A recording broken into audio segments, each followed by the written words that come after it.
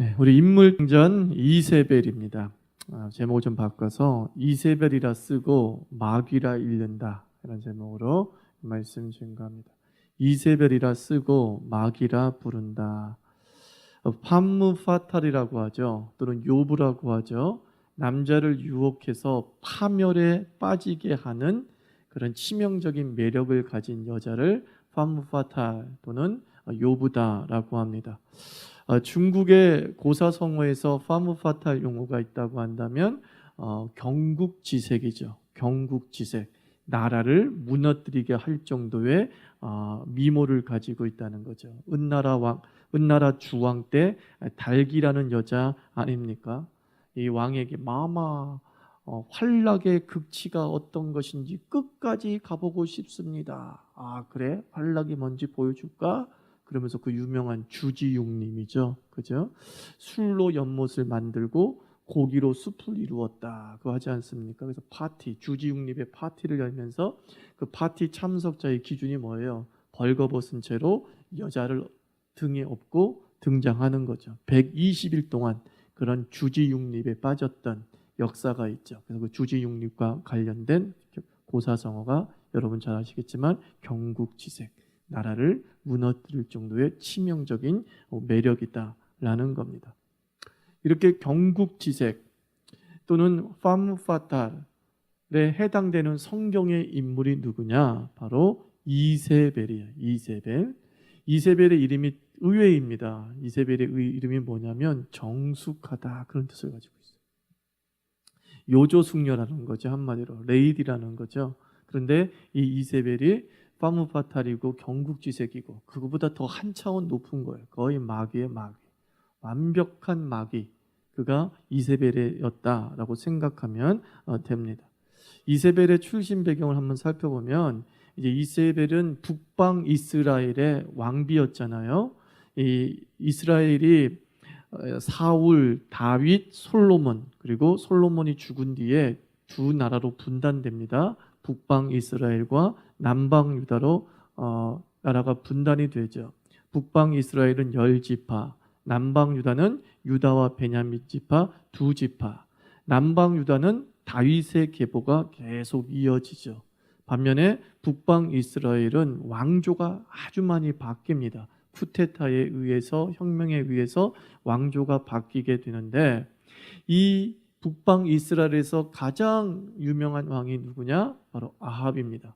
성경에서 가장 유명한 왕 중에 한 사람이 아합이죠. 가장 악한 왕이기도 하고 그래서 이스라엘 민족 특히 북방 이스라엘이 왕을 평가하는 기준이 아합과 여로보암 둘 중에 하나예요.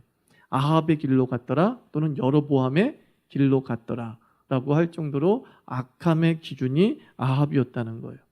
근데 바로 그 아합의 부인이 누구예요? 이세벨. 이세벨은 이스라엘 사람이 아닙니다. 이세벨은 두로라고 하는 시돈이라고 하는 나라의 제사장이 있는데 엣발이라고 하는 제사장의 딸이었어요. 바로 그 엣발이라고 하는 제사장의 딸이 북방 이스라엘의 왕비로 들어와서는 그가 한 일이 무엇이었습니까? 바알과 아세라를 이스라엘 전체에 퍼뜨리게 만드는 것입니다. 이스라엘은 유일신관을 가지고 있고 여호와 신앙을 가지고 있는데 이 이세벨이 들어와가지고 곳곳에 이제 산당이라는 것, 한마디로 바알과 아세라의 제사를 드리는 곳을 산당이라고 그래요.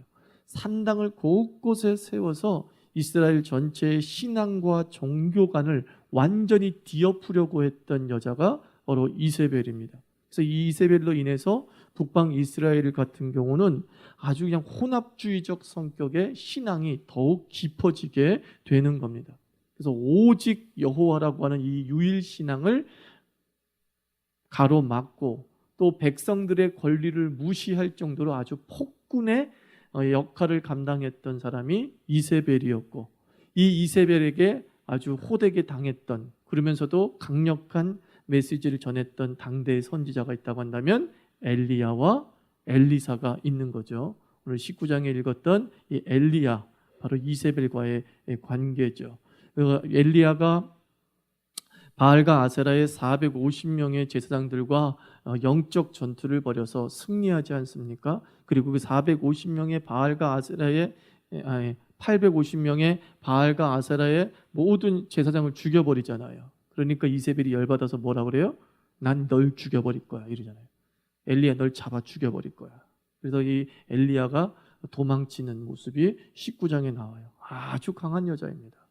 보통 여자가 아닌 여자가 바로 이세벨이다라는 것을 알 수 있죠. 그리고 피비린내 나는 그 어떤 그 이스라엘 내에 분쟁을 일으켜서 수십 년 동안 이스라엘의 국력을 소모시켰어요. 이스라엘의 결혼에 와서 이스라엘을 망조들게 만든 외국 여자가 바로 이세벨이죠. 이세벨. 그러한 모습이 이제 성경에 기록이 되어져 있어요. 그러면 이 두로와 시돈, 즉 이세벨이 고향인 두로와 시돈은 지금으로 얘기하면 어디냐면은 레바논쯤 있죠. 레바논이라는 나라 있죠. 이스라엘 위쪽에 레바논이라고 있잖아요. 그 레바논 쪽에 있는 민족이고 국가이죠. 뭐 역사에서는 페니키아 이렇게 불려지게 됩니다.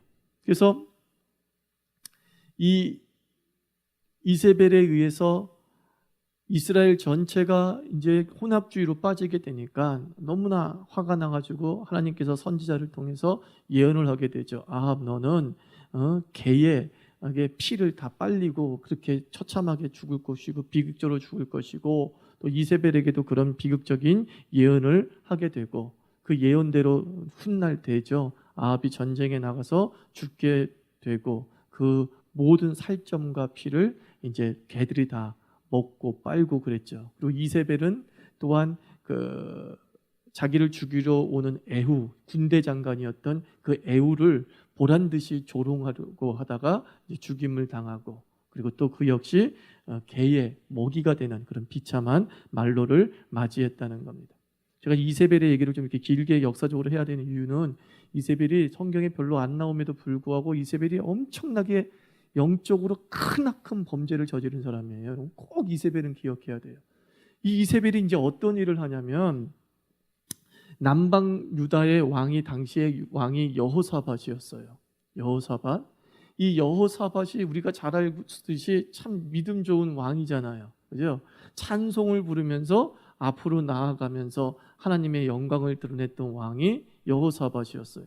근데 이 여호사밧이 아합과 어떤 정치적 동맹을 맺습니다. 그리고 그 아합과 이세벨 사이에 낳은 딸이 누구냐면은 누구게요? 아딸 떡볶이의 대표인 아달랴. 그렇게 해보세요. 아딸 떡볶이를 이 사람이 만들어요. 아달랴라고는 여인을 낳는데 딸이 있었는데 그 딸을 여호사밧의 아들과 결혼시키게 되는 거죠. 즉 여호람과 결혼시키게 되는 거예요.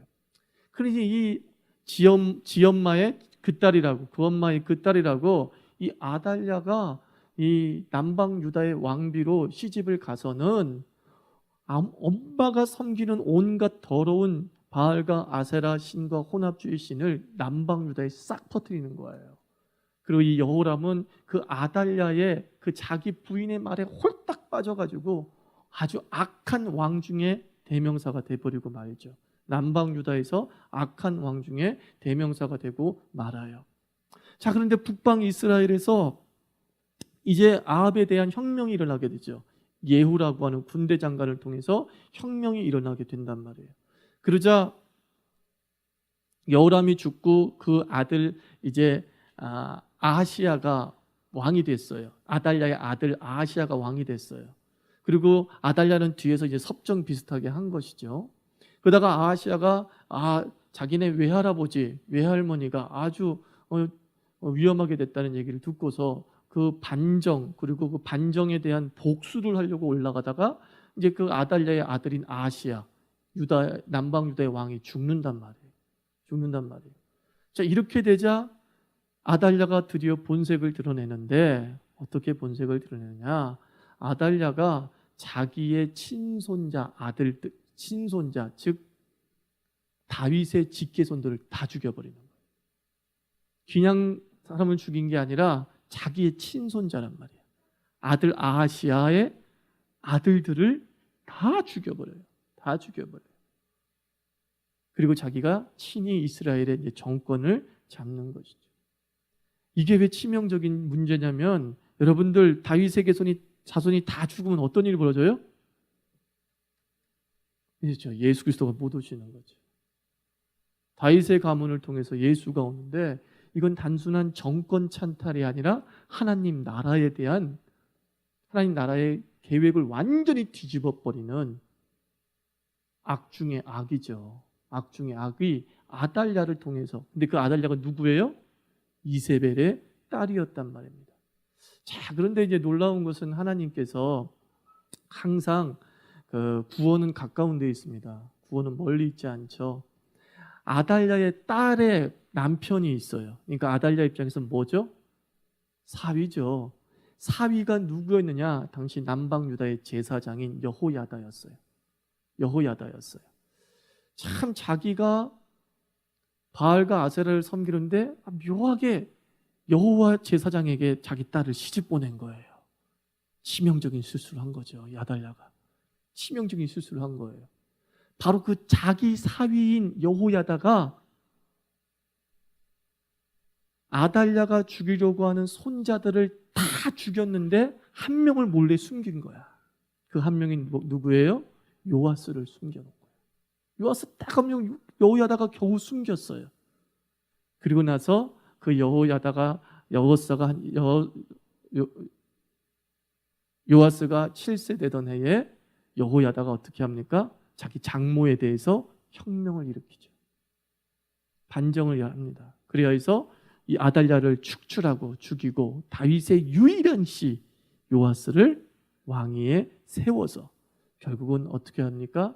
예수 그리스도의 계보가 계속 이어지게 하는 아주 종교사학적으로 구속사적으로 너무나 중요한 사건이 이 이세벨이라고 한 여인을 통해서 벌어지게 되는 거예요.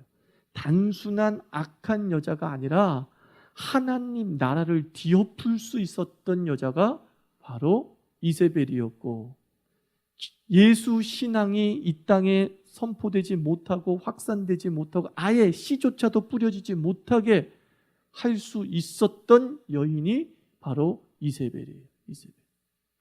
그러니까 기독교인들이 만약에 어떤 여자 욕하고 싶으면 가장 악한 욕이 뭐예요? 야, 이 이세벨 같은 여자야.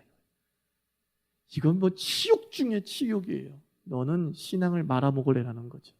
그런데 우리가 결혼할 때에 바로 이렇게 신앙을 말아먹을 사람을 배우자로 얻을 경우가 종종 있더라고요. 그 한 사람으로 인해서 그 집안의 신앙이 불을 붙기도 하지만 그 한 사람으로 인해서 그 집안의 신앙이 완전히 뒤집어져 버리는 3대째 예수를 믿는 집을 제가 알고 있는데 한 사람과 잘못 결혼함으로 말미암아 신앙의 대가 끊긴 그 제가 가정을 알고 있습니다. 아이 설마요. 근데 그런 일이 벌어지더라고요. 3대 4대도 너무나 기가 센 이세벨 같은 사람이 들어오니까 여자만을 얘기하는 게 아닙니다. 남자도 그러한 겁니다. 들어오니까 3대 신앙 아무것도 아니더라고요. 순식간에 무너지더라고요. 그래서 결혼은 사랑으로 하는 것이지만 또한 결혼은 신앙의 표현이 되는 겁니다. 이 결혼을 우리가 그 사람은 너무나 사랑한다 할지라도 그 사랑이 하나님에 대한 사랑을 넘어서는 것이라고 한다면 저는 그 결혼은 이루어지지 않는 게 좋다고 봐요. 우리의 사랑은 항상 하나님에 대한 사랑의 완성용으로 이루어지는 사랑이어야 되지 하나님의 사랑과 적대적 관계 속에 있는 성취라고 한다면 이거는 눈은 딱 감고 안타깝지만 하지 말아야 될 결혼 중에 하나죠.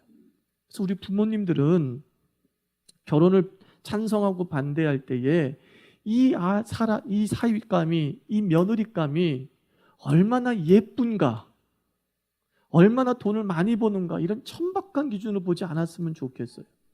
우리 집은 너무 외모를 봐요. 저희 집은 그랬어요. 누굴 데리고 온다 그러면 먼저 얼굴부터 평가를 그렇게 해요. 그래서 제 아내가 제 부인이 될 수 있었어요. 이뻐서 미의 기준에 통과가 돼서. 근데 참 그것처럼 한심한 게 없잖아요. 아무리 아름답다 할지라도 신앙이 없고 예수 신앙이 없다면 그 사람은 내 아들에게, 내 딸에게 날개가 되어줄 존재가 아니라 짐이 되어줄 존재임을 우리가 기억해야 되는 것이에요. 며느리라 잃고 마귀, 얼마나 끔찍해요.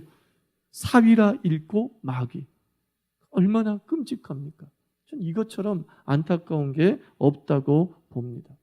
그래서 우리가 이세벨을 통해서 알 수 있는 것은 신앙이 있는 추녀가 있고 신앙이 없는 미녀가 있다고 한다면 누구를 선택해야겠어요? 네, 둘 다 선택하지 않는 게 지혜롭죠. 그냥 독신을 살게요. 그게 현명한 대답일 수 있겠지만 굳이 선택을 하라고 한다면 정말 여러분들은 신앙이 있는 추녀를 선택할 자신이 있습니까? 저는 가끔 부교육자들에게 그런 얘기하면서 후배들에게 또 그런 얘기를 했어요. 야, 목사가 될 사람은 결혼은 정략 결혼이어야 된다 그랬어요. 목사가 될 사람이라면 사랑으로 결혼하는 건 당연한데 정략적인 측면을 좀 생각하면서 결혼할 필요가 있다라고 했습니다. 그렇다고 해서 무슨 교사랑 간호사랑 결혼하는 게 정략 결혼이라는 것이 아니라 이 목사의 길을 걸어가는 게 얼마나 힘들고 어렵습니까? 그러므로 정말 기도하는 여인, 예수님께 목숨 거는 그런 여인을 선택해야 되지, 야, 청년 중에서 이쁘다고 덜커덕 선택하게 되면 나중에 그 목회에 치명적인 족쇄가 돼서 아내 때문에 목회를 못하는 경우가 있는 거예요. 저 그런 친구들 종종 봤어요. 너무 아내가, 요즘 사모들이 그렇더라고요. 너무 아내들이 꽉 잡아가지고 전도사들이나 분목사님들이 교회에 오랫동안 있지를 못하게 하는 거예요. 못하게 하는 거예요. 그러니까 이 교회에서도 인정 못 받고, 그렇다고 가정적인 목사로 인정받는 것도 아니고, 그러다가 어정쩡하게 그냥 목회를 하는 그런 친구들을 요즘 종종 봅니다.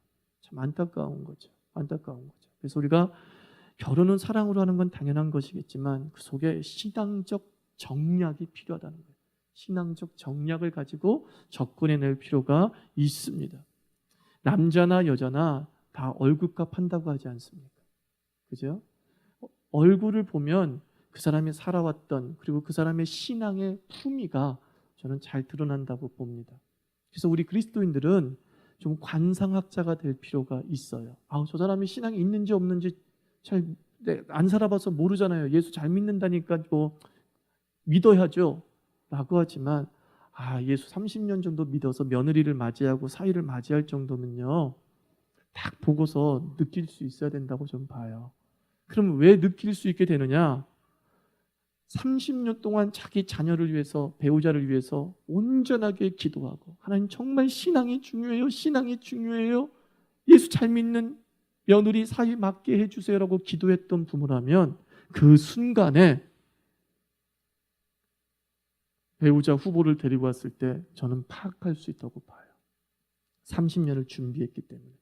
그러나 신앙에 대해서 전혀 관심이 없고 잘 먹고 잘 사는 것이 장땡이다라고 하는 사고방식으로 자녀를 키웠으면 눈이 어두워져서 이세벨인 줄 모르는 거예요. 아합인 줄 모르는 거예요. 그러나 나중에 가슴을 치는 일이 벌어지는 거죠. 우리 30년 지나서 전 여러분들이 심령을 꿰뚫는 눈이 있었으면 좋겠습니다. 신앙의 통찰력을 가지고 있고 영적 관상학자가 되었으면 좋겠어요.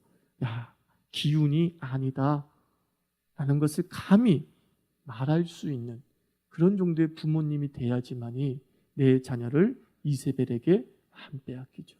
내 자녀를 아합에게 안 뺏기게 됨을 우리가 기억해야 될 것입니다. 신앙이 없는 미모, 신앙이 있는 미모, 한번 생각해 볼 필요가 있죠. 또 이세벨은 어떤 사람이냐면 인정머리 없는 사람이었어요. 이세벨은 일단 영적으로 마귀는 마찬가지인데 인간적으로는 완전히 독한 여자. 아합이 누구의 포도원을 좋아했어요? 나봇의 포도원을 좋아했잖아요. 근데 그 나봇의 포도원을 아합이 못 가지니까 막 안달이 난 거야. 그러니까 그 옆에 있던 이세벨이 뭐라 그래요? 그거는 못 갔냐고. 그러면서 나봇을 모함에 빠뜨려서 어떻게 해요? 죽여버리잖아요. 죽여서 그것을 아합에게 떡하니 선물하잖아요. 나는 원하는 건 얻지만 이런 여자면 안 되죠. 그럴 정도로 어떤 목적을 달성하기 위해서는 생명을 소중히 여기지 않는 여자가 바로 이세벨이었고, 이 이세벨이 그 나봇을 죽이는 과정을 쉬운 말로 표현하면 어때요? 이간하고 모함하는 거였어요. 이간하고 모함하는 것. 정말 집에 들어오면 안 되는 사람이 이런 사람이에요. 행복한 형제들이었어요. 행복한 자매들이었어요. 그런데 그 며느리 그 사이가 들어오면서 막 틀어지는 거야. 그래서 싸우는 거야. 뭐 때문에? 말을 이상하게 흘리고 다니는 거야. 근데 바보 같은 사람들은 어때요? 다 들어버리는 거야. 그래 그랬었어. 형이 그랬다고? 언니가 그랬다고? 난리가 나는 거죠. 이세벨이 그랬다는 거예요. 한 사람을 죽임에 있어서 모함하고 이간하고 없는 얘기 지어내서 나봇을 완전히 매장시켜 버리죠. 죽음에 이르게 하죠. 그리고 자기의 목적을 달성하는 거예요. 얼마나 무섭습니까? 얼마나 무섭습니까? 그래서 여우하고는 살아도 곰하고는 못 산다라고는 하지만 장기적으로는 우린 누구랑 살아야 돼요? 곰하고 살아야 돼요. 곰하고 장기적으로는 살살거리면서 다가오면은 참 처음에는 좋죠.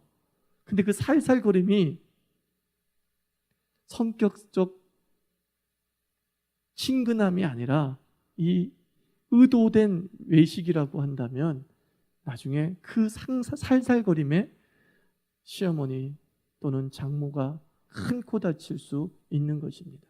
또 하나 우리가 사람을 볼 때에 두 번째 눈이 뭐겠어요? 성품을 읽을 수 있는 눈을 가지십시오. 신앙을 느낄 수 있는 눈을 갖고 있어야 되고 그 다음에 그 성품을 읽어낼 수 있어야 되는 거예요. 요즘 제가 우리 30대 애기 엄마들 얘기하다가 오늘 아침에 낮에 이런 얘기했어요. 요즘 밖에 나가서 애기 착하다 그러면은 이 칭찬이잖아요. 그러면 좋아해야 되는데 요즘 부모 어떤지 아십니까? 애가 참 순하게 생겼어요. 착하게 생겼어요. 그럼 이래요. 대뜸 아니요? 이러는 거예요. 아니요? 그러는 거예요.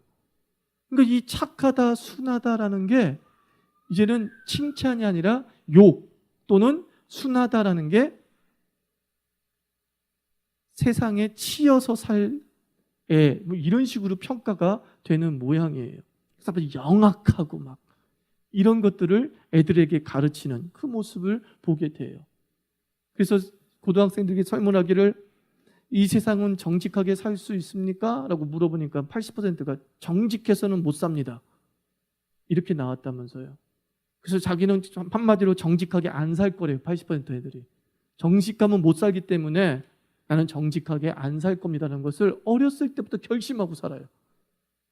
근데 그런 아이들이 80%라고 한다면 우리의 배우자, 나의 며느리 사위 중에 그 80%가 포함됐다고 생각해 보세요. 끔찍하잖아요. 똑똑하게 보여. 그러나 결코 순하진 않아. 누군가를 잡아먹어야지만 직성이 풀려. 끔찍한 거죠. 끔찍한 거죠. 우리 자유교회는 우리 아이들을 좀 착하게 키웠으면 좋겠습니다. 그리고 세상 사는 지혜는 하나님이 주실 줄 믿습니다. 부모가 지혜 가르칠 필요 없어요. 영악하게 살아라라고 가르칠 필요가 없어요. 우리는 도리를 다해서 하나님의 성품을 드러내고 하나님은 그 성품대로 사는 그 아이를 지키시고 보호하시는 거죠. 아이고 너는 세상에 나가서 이렇게 살면 힘들겠구나. 하나님이 뭐라 그래요? 내가 너의 대언자가 되어주지. 내가 너의 판단자가 되어주지. 내가 너의 관상학자가 되어주지. 라고 하시면서 하나님의 지혜가 그 아이를 붙들어 주실 줄 믿습니다. 아름답게 순하게 거룩하게 우리 자녀들을 키워나가는 것이 우리 믿음의 부모들의 책임임을 꼭 기억하시기를 바랍니다. 이 이세벨의 구속사적 의미가 엄청나게 크다는 것을 여러분 꼭 기억하면서 여러분들의 가정에 믿음의 며느리와 사이가 들어오기를 주의 이름으로 축원합니다.